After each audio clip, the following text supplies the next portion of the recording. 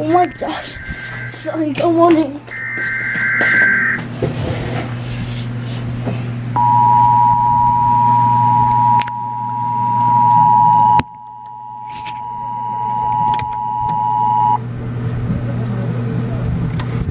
Tropical storm warning has been issued for all coasts of Florida, including Broward, Miami, Sarasota, and Pinellas in Florida until 7:32 a.m.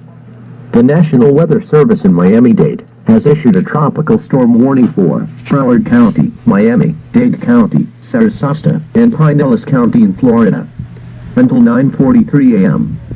At 7:12 a.m. Eastern Standard Time, Tropical Storm Franklin is expected to bring heavy rain and dangerous floodings across all the coasts of Florida, while Franklin is heading toward East Mexico. Sorry for interrupting.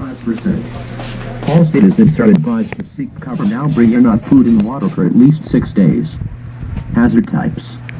Winds in excess of 60 miles per hour will cause extensive damage across beaches. Flooding across low areas in Florida are expected.